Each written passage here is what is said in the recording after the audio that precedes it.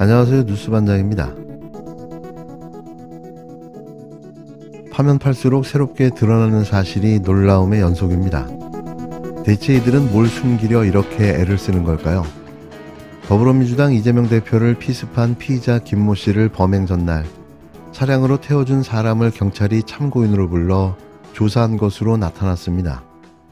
이는 6일 헤럴드 경제의 단독 보도로 이런 사실이 보도되자 경찰이 뒤늦게 사실을 알리며 부랴부랴 수습하고 나선 건데요. 경찰은 이미 이 사건이 벌어진 다음 날 단독 범행으로 추정된다는 어처구니 없는 예측을 내놓은 바 있습니다. 어떠한 이유인지 무엇을 위해서인지는 알 수 없지만 공범이 존재할 수도 있다는 결정적 증거가 발견되고 이를 은폐하려고 했다는 사실이 드러난 건데요. 공범 존재의 가능성을 사전에 차단한 거죠. 실제로 이런 사실이 드러나자 해당 차주는 단순히 이재명 대표 지지자일 뿐 공범 가능성은 낮은 것으로 보고 있다고 경찰은 말했는데요. 무슨 근거로, 왜 그런 추정이 가능했을까요? 그리고 차량을 태워준 사람이 있었다는 사실이 언론에 보도되자 이제서야 그 사실을 확인하고 변명을 늘어놓고 있는 건데요. 앞뒤가 맞지 않습니다. 6일, 사정당국에 따르면 김 씨는 범행 전날인 1일 충남 아산에서 고속철도 KTX를 타고 부산역에 도착한 뒤 경남 봉하마을, 양산 평산마을, 울산역, 부산역을 거쳐 오후에 부산 가덕도에 도착했는데요. 그의 행적은 이 대표 방문지를 미리 답사한 것으로 추정됩니다. 김 씨는 1일 오후 8시께 부산 가덕도에서 10여 킬로 떨어진 경남 창원 용원동의 한 모텔에 투숙했는데요. 이곳에 도착할 때 벤츠 차량에서 하차한 것으로 확인됐습니다. 이에 대해 김 씨는 처음 만난 이 대표 지지자의 차를 타고 왔다고 진술한 것으로 알려졌는데요. 충남 아산 출신 김 씨가 부산 지리의 어두운 상황에서 이 대표를 응원하러 온 다른 지지자를 만나 차를 얻어 탔다는 게 경찰의 설명인 겁니다. 모텔에서 하룻밤을 잔 김 씨는 택시를 타고 범행 장소인 가덕도 대양 전망대로 가서 지지자로 행세하며 범행을 저지른 것으로 보인다는 건데요. 경찰 관계자는 차주를 불러 조사를 끝냈다며 조사 내용은 확인해 줄 수 없다고 말했습니다. 경찰은 차주 참고인 조사 후 피의자 신분으로 전환하지 않은 것으로 알려졌는데요. 이에 앞서 경찰은 현재까지 김 씨 공범은 확인되지 않고 있다고 밝힌 바 있는데요. 그러면서 김 씨 진술과 휴대전화 디지털 포렌식 조사, 폐쇄 회로 TV 분석 등을 토대로 전체 범행 동선과 공범 여부를 수사하고 있다고 밝혔습니다. 경찰은 구속된 김 씨에 대해 추가 조사를 벌여 다음 주 중 범행 동기 등 최종 수사 결과를 발표할 예정인데요. 어떤 누가 자신의 고급 벤츠를 모르는 사람을 태워주고 그것도 자신이 참석하지 않는 10km가 넘는 거리의 장소에 굳이 데려다 주려 할까요? 이게 상식적으로 가능한 일일까요? 단지 이재명을 지지한다는 이유로 말이죠. 전 음모론자는 아닙니다. 그래도 합리적인 추론으로 합리적 의심을 하는 사람인데요. 이게 합리적이냐는 거죠. 월세 낼 돈도 없다는 사람이 KTX를 타고 종횡무진 활보하며 처음 본 벤츠 차량을 얻어 타고 10km가 넘는 거리를 이동했다는 사실, 이 모든 게 다 우연일까요? 저는 사전에 기획된 사건이 아닐까 하는 강력한 의심을 하고 있는데요. 드러나는 정황들이 그런 사실을 가리키고 있습니다. 윤석열 정권의 경찰과 검찰을 과연 믿을 수 있는 걸까요?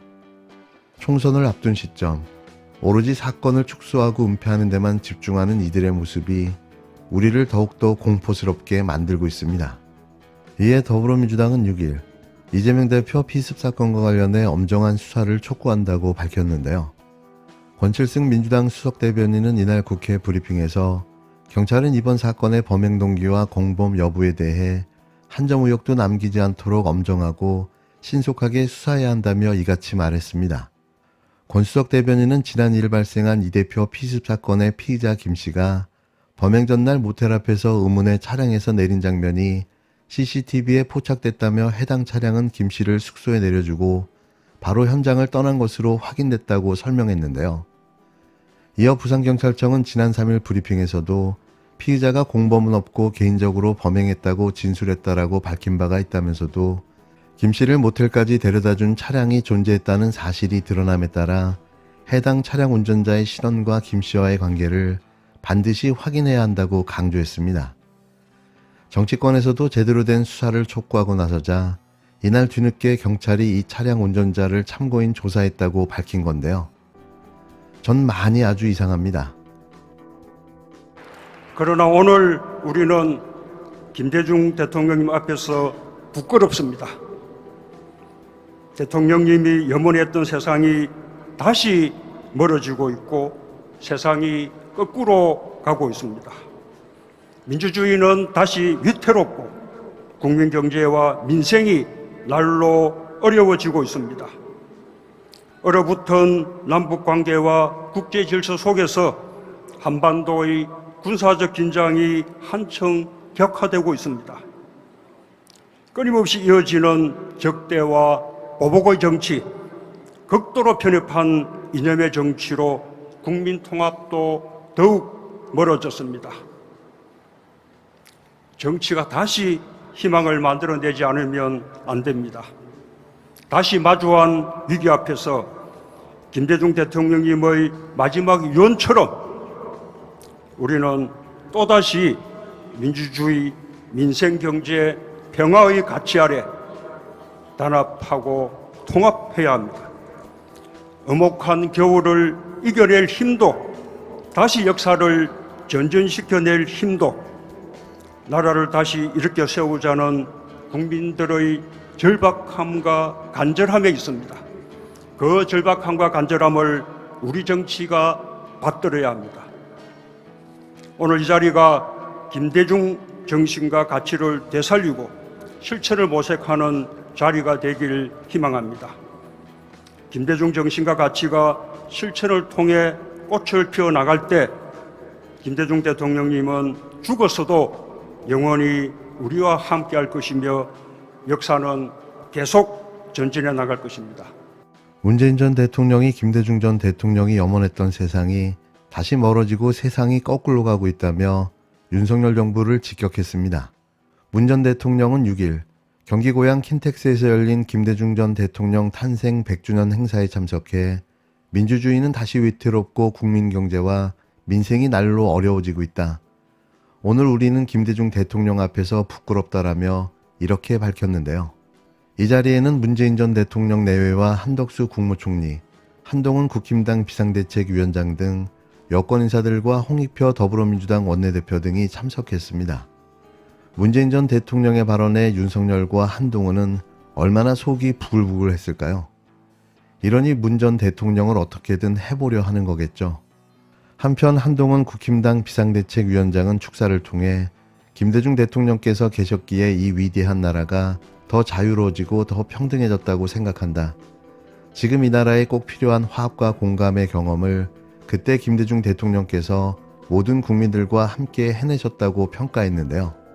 그러면서 우리 국힘당은, 그리고 저는 바로 그 마음으로 호남에서도 영남에서도 지금보다 훨씬 더 열심히 하겠다고 밝혔습니다. 전 이자가 이런 자리에 참석할 수 있는 자격이 있나 싶은데요. 언감생심 독재 검찰 정권이 아니고서야 어디 짓따위가 이런 자리에 함께할 수 있을까 싶습니다.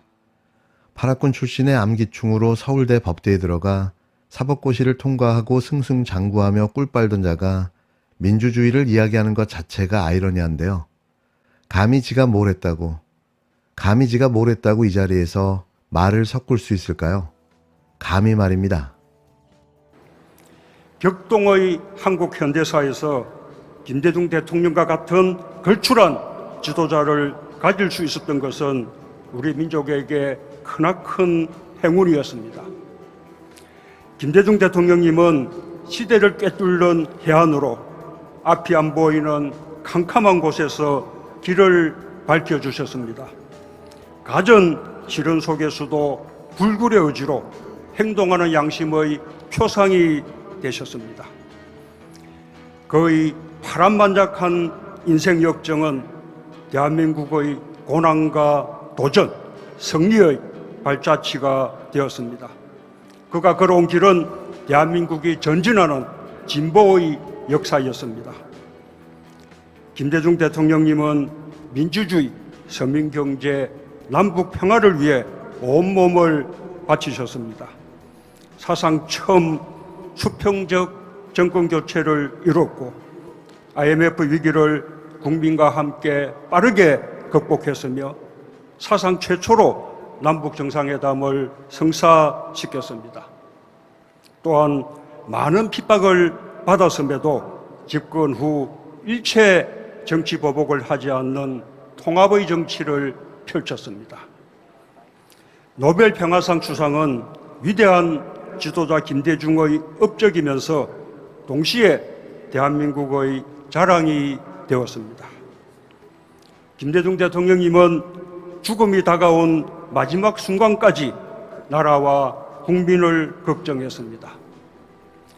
노무현 대통령의 갑작스런 비보에 내 몸의 반이 무너진 것 같으며 비통에 맞지 않았던 대통령님의 모습이 지금도 생생합니다.